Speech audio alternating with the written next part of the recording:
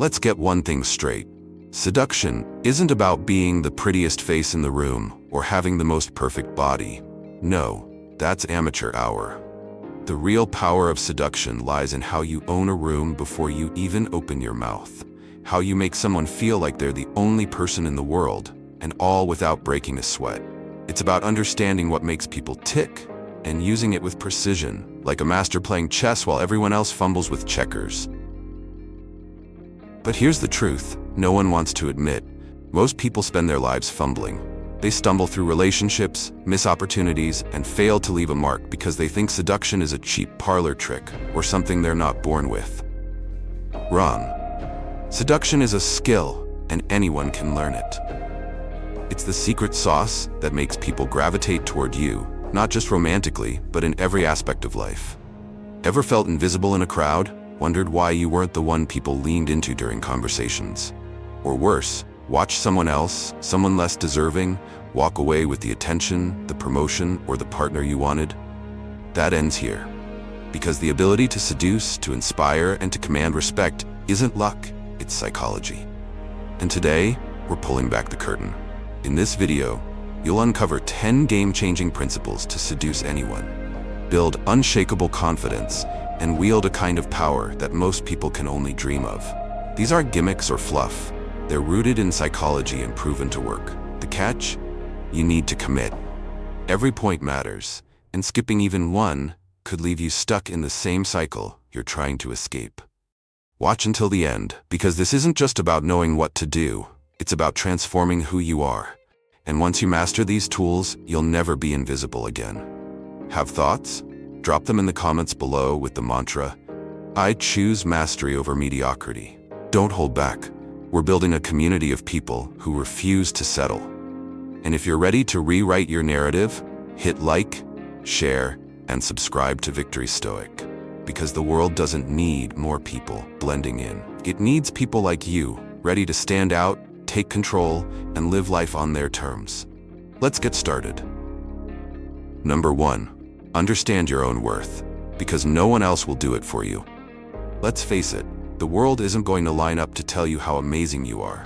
No one's going to hand you a crown and say, congratulations, you're valuable. If you're waiting for that moment, let me save you the suspense. It's not coming. That's why knowing your worth isn't just important. It's essential. Imagine this. You're walking into a room. You've got two choices. You can shrink into the background, second-guessing every word you say, every move you make, or you can walk in knowing exactly who you are, what you bring to the table, and why you deserve to be there. Which version of you do you think people will gravitate toward? The truth is, understanding your worth isn't about arrogance or trying to outshine everyone else. It's about knowing, deep down, that you don't need anyone else's approval to justify your existence. As Marcus Aurelius said, it never ceases to amaze me. We all love ourselves more than other people, but care more about their opinion than our own. Think about that. You're willing to sacrifice your self-respect for the fleeting validation of someone who probably isn't thinking about you at all. But how do you even begin to understand your worth, especially if life has spent years convincing you otherwise? Maybe you've been told you're too much, too loud, too ambitious, too different. Or worse, not enough, not smart enough, not attractive enough, not worthy enough. These lies pile up until you start to believe them. Here's where the shift happens. You decide to stop believing them. Start small. Take stock of who you are. What are you good at? What lights you up? What makes you, you? Write it down if you have to. And no, this isn't just some feel-good exercise. Seeing your strengths in black and white forces you to acknowledge them. Next, stop apologizing for existing. Do you constantly over-explain yourself as if just being you isn't enough? Quit that. The moment you stop justifying your presence is the moment people start taking notice. Finally, embrace your imperfections. Confidence isn't about pretending to be flawless. It's about owning your flaws and showing up anyway. People don't connect with perfection. They connect with authenticity. Think about it. Who do you admire more? The person who acts like they've got it all figured out, or the one who's unapologetically real? The one who admits their mistakes but stands tall anyway? That's the kind of confidence that draws people in, that makes them want to know you, follow you, even admire you. Understanding your worth isn't just about how others see you. It's about how you see yourself. Walk into every room knowing that your value isn't something anyone can give you or take away. It's yours, unshakable and undeniable. And once you own that truth, the world will have no choice but to take notice. Number 2. Master the art of seduction through body language. Lessons from history's most magnetic figures. Body language is a universal language of power, connection, and influence. It's the unspoken currency of seduction that transcends time, wielded by both men and women throughout history and into modern times. Let's look at 2 iconic figures, one male and one female, who used body language to captivate and command attention in ways words alone never could. Princess Diana was a master of using body language to communicate warmth and compassion. Unlike many royals of her time, Diana broke traditional barriers with her approachable demeanor and ability to connect through nonverbal cues. Her posture was elegant but never rigid, signaling both grace and humility. She leaned slightly forward when engaging with others, whether it was a dignitary or a child, creating an intimate sense of connection. Her most iconic gesture was her deliberate eye contact paired with a gentle tilt of her head, a combination that conveyed deep empathy and genuine interest. A striking example is her visit to AIDS patients in the 1980s. At a time when stigma surrounded the disease, Diana used her body language to send a revolutionary message. She sat close to patients, held their hands, and maintained soft eye contact, all while radiating warmth and kindness. These simple, deliberate actions shattered barriers and humanized a global health crisis. What you can learn: 1. Own your space. Stand tall, but stay approachable. Confidence doesn't mean intimidation, it means assurance. 2. Master eye contact. Lock eyes with intention, but don't overdo it. The balance between connection and comfort. 3. Use gestures wisely. Keep movements controlled and deliberate. Too much is distracting, too little feels closed off. 4. Smile strategically. A genuine smile, timed correctly, can diffuse tension and draw people in. At a work presentation, walk in calmly, stand tall, and use purposeful gestures to punctuate your points. Make eye contact with your audience, and let your stillness signal control. On a first date, lean in slightly when your partner speaks, maintain soft but steady eye contact, and let your body language show openness and genuine interest. As Marcus Aurelius put it, dwell on the beauty of life. Watch the stars and see yourself running with them. When you master your body language, you don't just move through the world, you influence it. Like Diana, you become unforgettable, a person who inspires admiration, trust, and ultimately connection. Number 3. Cultivate mystery, because an open book isn't a bestseller. Let's be honest, no one ever fell head over heels for someone who laid out their life story like an IKEA manual. Where's the allure in that? Mystery isn't just a tool of seduction, it's the foundation of fascination. Think of yourself as a novel, not a pamphlet. Each chapter intriguing enough to make people desperate to turn the next page. Why does mystery work so well? Because human nature is wired to crave the unknown. The less you reveal, the more they'll fill in the blanks, often painting you in a far more flattering light than you'd paint yourself. Cleopatra didn't win the hearts of emperors by telling them what she had for breakfast. She let their imaginations do the heavy lifting, leaving just enough breadcrumbs to keep them following her trail. Here's the thing, creating mystery isn't about being distant or cold. It's about giving people just enough to spark their curiosity without satisfying it entirely. Think of it as dangling a beautifully wrapped gift just out of reach. They can see it, they want it, but they have no idea what's inside. For example, let's say someone asks, "What do you do for work?" The average person might answer, "Oh, I'm in marketing." End of story. You're not average. You say, "I tell stories for a living, but not the kind you'd expect. It's a bit complicated to explain, but it's fascinating." Done. Now they're hooked. What kind of stories? What do you mean by not the kind you'd expect? You've turned a mundane question into an irresistible puzzle. Mystery isn't just about words, though. It's about how you present yourself. Speak deliberately, with pauses that make people lean in. Avoid oversharing. No one needs to know your favorite pizza topping in the first 5 minutes. Instead, drop hints about your interests or past experiences, but leave room for interpretation. I had the most surreal experience in Italy last summer, you might say, before letting the conversation flow elsewhere. Trust me, they'll circle back, desperate to know what happened in Italy. Marcus Aurelius wisely said, "What we do now echoes in eternity."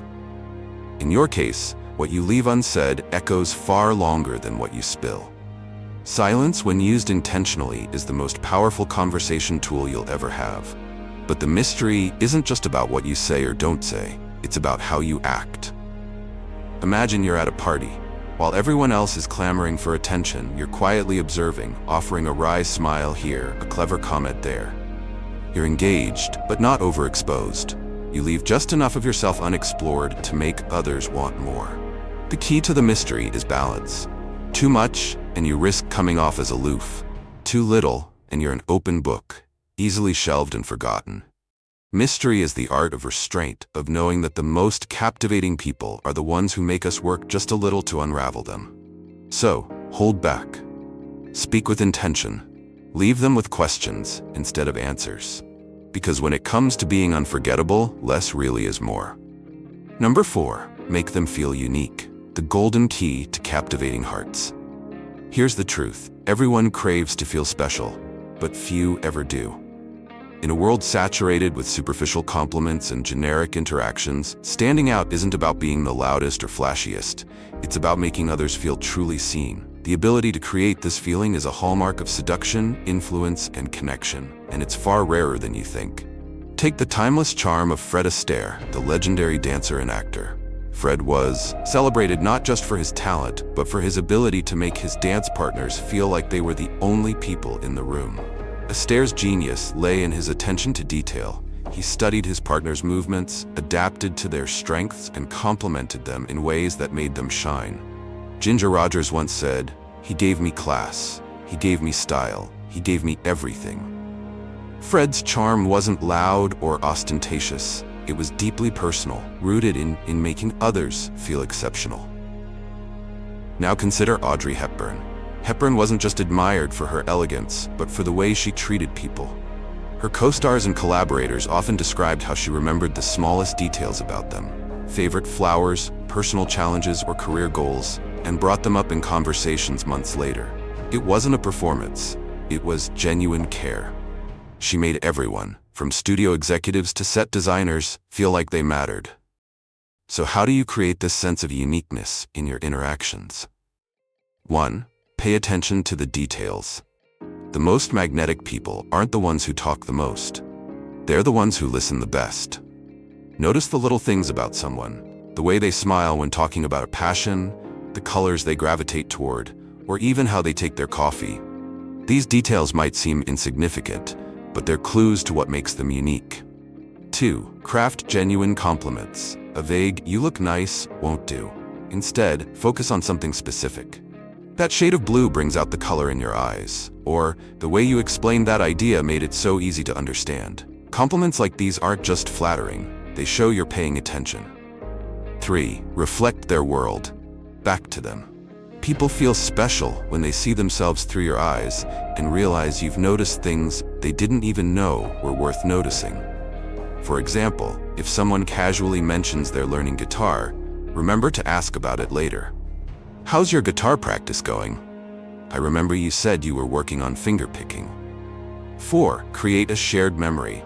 Unique connections are built on unique experiences. Suggest something unexpected, a walk in an art gallery you love, a conversation about their favorite childhood memory, or even a shared inside joke. These moments stay with people long after the interaction ends. Imagine you're at a gathering. Someone shares a story about their love for baking. Instead of a generic, "That's cool," you say, "What's your favorite thing to bake? I bet there's a story behind it." You've instantly created a moment of connection by showing curiosity about their world. As Marcus Aurelius reminds us, when you arise in the morning, think of what a privilege it is to be alive, to think, to enjoy, to love. Apply this wisdom to others. Make them feel the privilege of being alive and being seen. When you make someone feel special, you're not just giving them a fleeting compliment, you're leaving an imprint. They'll remember how you made them feel long after the words fade. And the irony? By making others feel unique, you become unforgettable yourself. So channel your inner Fred Astaire or Audrey Hepburn. Notice the details, speak with intention, and create moments that matter. Because when you make someone feel like the only one in the room, they'll remember you as the most captivating presence in theirs. Number 5. Master emotional power, because connection is more than just words. Let's not sugarcoat it. Most people are emotional amateurs. They either smother others with overwhelming intensity or skate by on shallow interactions that leave no lasting impact. But true connection, that's an art. And emotional mastery is your brush. If you want to captivate anyone, you need to understand the delicate balance between empathy and intensity, between touching a heart and setting it on fire. Take, for example, the everyday oversharer. You meet them for coffee, and within 5 minutes, they're spilling their life story. Their ex who broke their heart, their boss who doesn't appreciate them, and their childhood trauma. All before the coffee cools down. You walk away feeling like you just got hit by an emotional tsunami. Captivating? Hardly. Draining? Absolutely. Now, contrast that with someone who knows how to wield emotional power with precision. Imagine you're at a party and someone strikes up a conversation. They ask about your day, genuinely listen to your response, and then share a story. Not their whole autobiography, just a meaningful snippet that resonates with the moment. They leave you feeling understood, intrigued, and wanting to know more. That's emotional mastery. The secret? It's not about dumping your feelings onto others. It's about creating a shared emotional experience. How to use emotional power without overdoing it? 1. Read the room. Emotional power starts with emotional intelligence. Are they in the mood for a deep conversation, or is it a lighthearted moment? A partner who just had a bad day at work doesn't need your life story, they need empathy. A colleague celebrating a win doesn't want to hear about your struggles, they want enthusiasm. 2. Know when to share. Timing is everything. Don't share your deepest feelings 5 minutes into meeting someone. It comes off as desperate. Instead, wait for the right moment. A quiet pause in the conversation, a shared laugh, or a meaningful glance. 3. Balance empathy and intensity. Empathy is your starting point. Say your friend's venting about a tough week. Instead of offering a generic, "that sucks," try, "that sounds exhausting. How are you holding up?" Then, if the moment calls for it, share a related experience, just enough to show you understand without making it all about you. Picture this. You're catching up with an old friend over dinner. They mention a personal struggle, and instead of responding with a canned "I know how you feel," you lean in slightly and say, "I went through something similar last year. It was rough, but I found that focusing on small victories helped. How are you handling it?" You've not only empathized, but offered a relatable touch point without overshadowing their moment. Imagine you're on a date, and they mention their love for travel.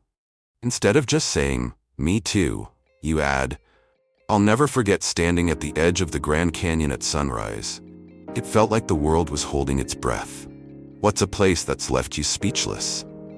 You've shared a moment of vulnerability while inviting them to do the same. Even the Stoics understood this balance. Marcus Aurelius wrote, "Waste no more time arguing about what a good man should be one." Apply this to emotions. Don't argue about connecting deeply. Do it. Be present. Listen actively. Speak intentionally. When you understand and use emotional power wisely, you transform ordinary interactions into unforgettable moments. People won't just remember what you said, they'll remember how you made them feel. So the next time you're tempted to dump your emotions onto someone, pause. Ask yourself, am I connecting or am I overwhelming? Then adjust.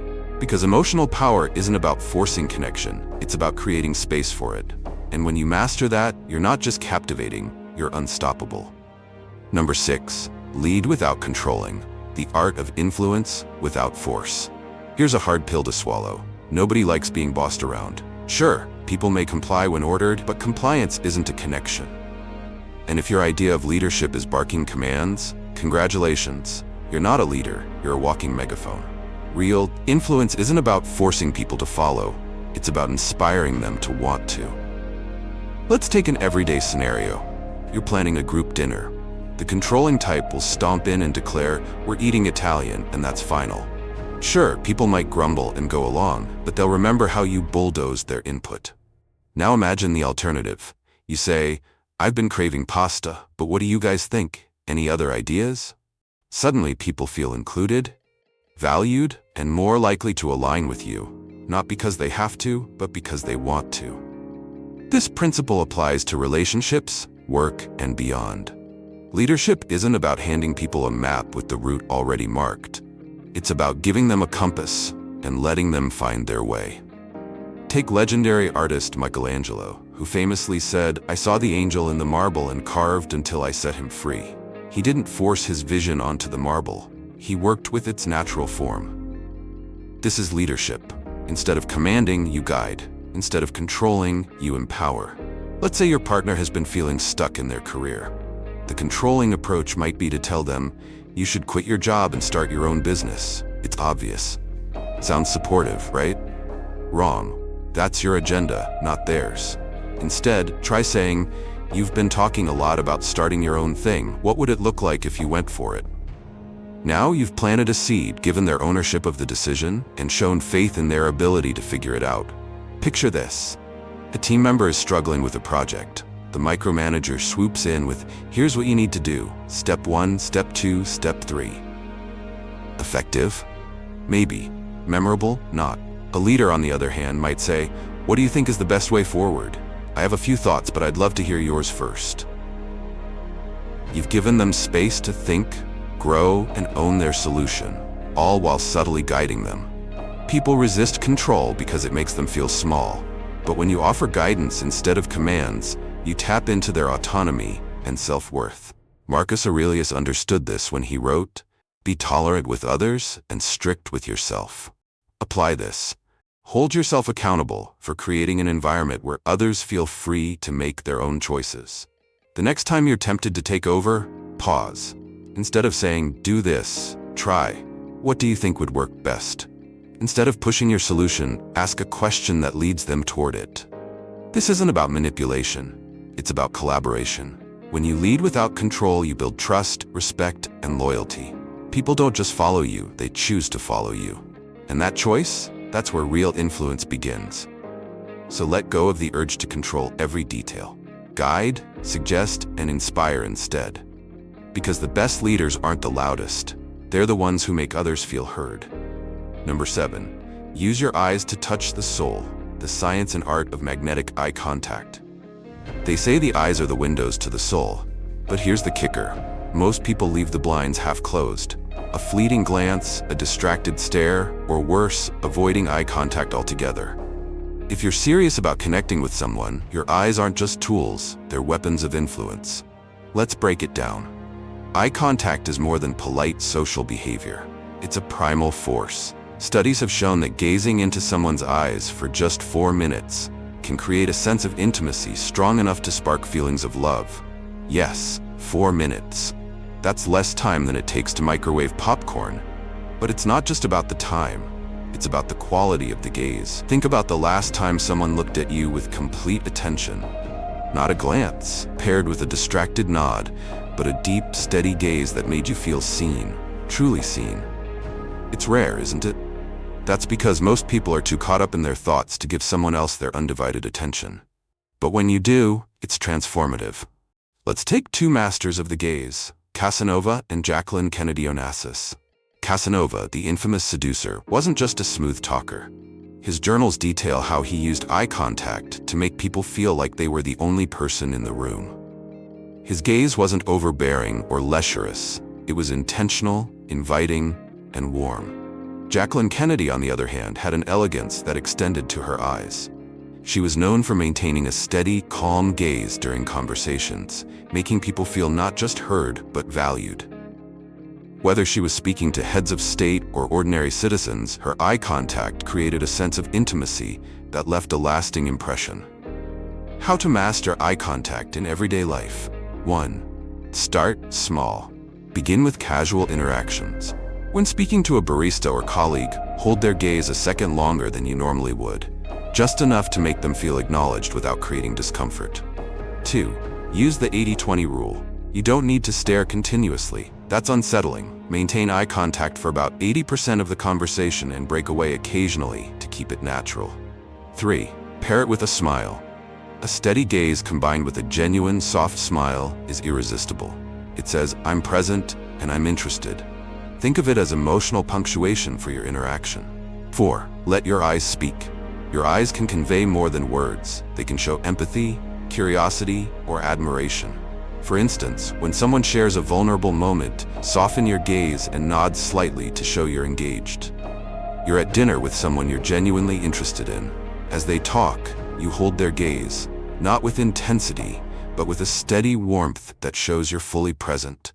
When they finish a point, instead of immediately responding, you let a small, thoughtful pause linger, your eyes still locked on theirs. That moment of silence, paired with your gaze, is where the connection deepens. Imagine your coworker is explaining a problem they're struggling with. Instead of multitasking or looking away, you turn to face them fully, maintaining eye contact as they speak. When they're done, you say, "That sounds challenging.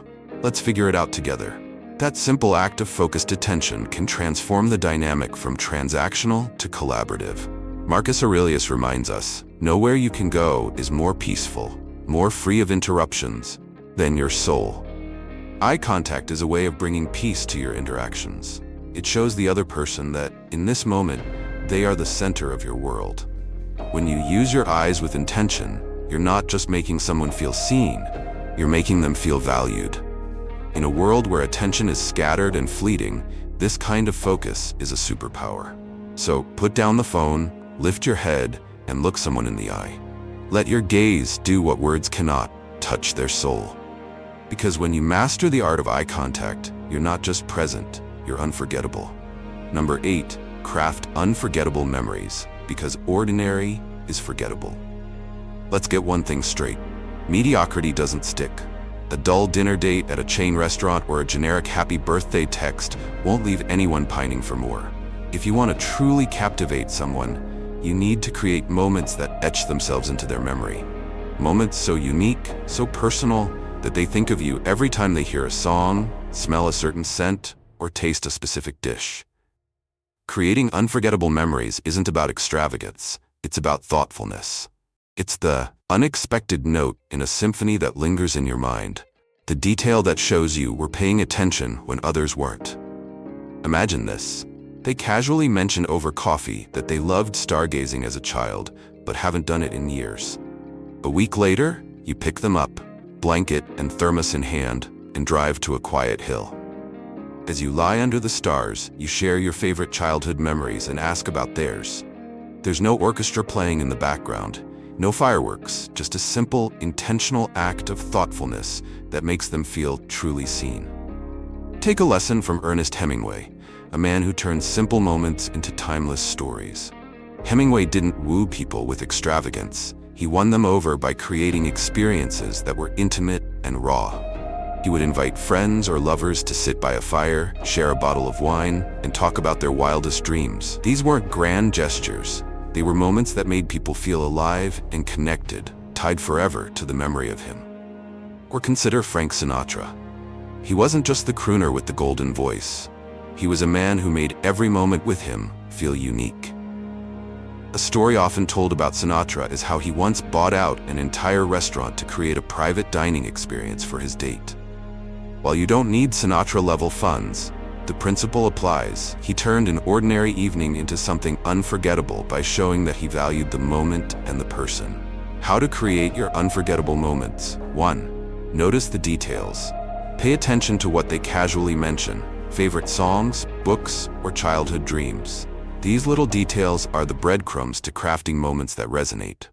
2. Make it personal. It's not about grandeur. It's about specificity. A handwritten note slipped into their bag with a quote from their favorite author can mean more than an expensive dinner. 3. Be unexpected. Predictability is the enemy of romance and connection. If you always follow the same script, nothing stands out. Instead, mix it up. A surprise breakfast picnic, an impromptu road trip, or a playlist curated just for them can turn the ordinary into extraordinary. The truth is that people forget things that feel routine, but when you create a moment tailored just for them, it lingers. It shows thoughtfulness, care, and effort, all of which are deeply magnetic. Let's say it's your first date. Instead of the cliched dinner and a movie combo, You suggest a scavenger hunt through your city. You pick locations tied to your shared interests: a bookstore, a cafe, a park. At each stop, there's a small note or question to spark conversation. What's a book that changed your life? Or, what's your dream travel destination? By the end of the evening, you've created a shared memory they'll replay in their mind long after the date ends. As Marcus Aurelius said, what we do now echoes in eternity. In the context of relationships, this means the effort you put into creating moments today will leave echoes in their heart tomorrow. Creating unforgettable memories doesn't require a grand budget or elaborate plans. It requires intention. It's about showing someone that you care enough to go beyond the surface, to craft an experience that feels uniquely theirs. So the next time you want to leave an impression, skip the ordinary. Go for something thoughtful, meaningful, and just a little unexpected, because the best way to be remembered is to give them something they'll never forget. Number 9. The silent power. When words are unnecessary. Silence. For some, it's a void that demands filling. For others, it's a weapon wielded with precision. But for those who master it, silence is neither absence nor awkwardness. It's pure, unadulterated power. In a world addicted to noise, the ability to stay silent is revolutionary. Picture this: a work meeting spirals into chaos as your colleagues compete to sound the smartest. Buzzwords like disruption and innovation bounce around the room with no real direction. Then, it's your turn to speak. Instead of immediately joining the noise, you pause. The room falls quiet, everyone leans in, and for that brief moment, you own the space without saying a word. When you finally speak, your measured, deliberate words carry more weight than everyone else's combined. Now, think about a date. Your partner shares a deeply personal story, a moment of vulnerability that lingers in the air. Instead of rushing to fill the silence with cliches like, "I know exactly how you feel," you let the moment breathe. You hold their gaze, nod gently, and let your silence say, "I'm here, I'm listening."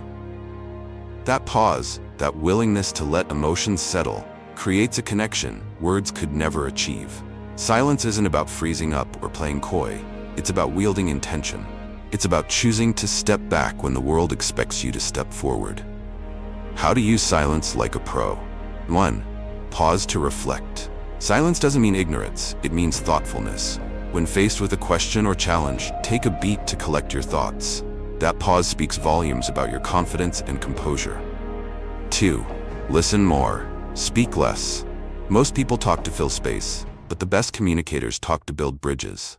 By staying silent, you create room for others to reveal more than they intended.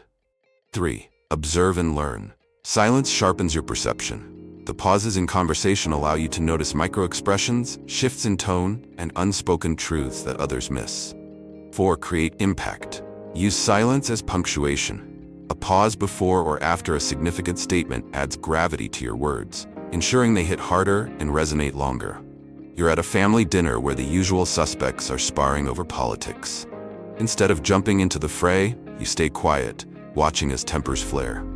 Once the dust settles, you calmly interject. Everyone's passionate here, but what's our takeaway? Are we solving anything, or just arguing? Your silence has given you clarity, and your words now steer the ship. On a romantic evening, your date shares a memory close to their heart. Instead of the usual rushed reply, you let the moment linger. When you do speak, it's a simple yet profound acknowledgement. That must have meant so much to you. The silence wasn't empty, it was filled with presence and understanding. Marcus Aurelius wisely said, "Silence is a lesson learned from the storms." In every storm of noise, silence is the calm that commands respect. It shows restraint, confidence, and mastery over the impulse to fill every gap. In a world obsessed with being heard, choose to listen. In a room full of noise, let your silence demand attention. Because the one who knows when to stay silent isn't just participating, they're leading. Number 10. The subtle power of touch. Connection without words. Touch is one of humanity's oldest and most profound forms of communication, and when mastered, it can say more than any spoken word ever could. But let's make one thing clear. This isn't about clumsy or unsolicited gestures that make people cringe. It's about the art of intentional, well-timed touch that connects, reassures, and leaves a lasting impression. Imagine this. You're in a conversation with someone whose laughter lights up the room, They say something genuinely funny, and instead of just laughing along, you reach out for the briefest moment, perhaps a gentle tap on their arm or shoulder. The touch is so natural, so fleeting, that it doesn't disrupt the flow of conversation, yet it leaves them feeling warmer and more connected to you. That's the magic of a well-placed touch. Touch, done right, creates intimacy and trust without crossing boundaries. It's not about quantity, it's about quality. The key to mastering it lies in reading the room, observing body language, and ensuring your gestures enhance the connection rather than disrupt it.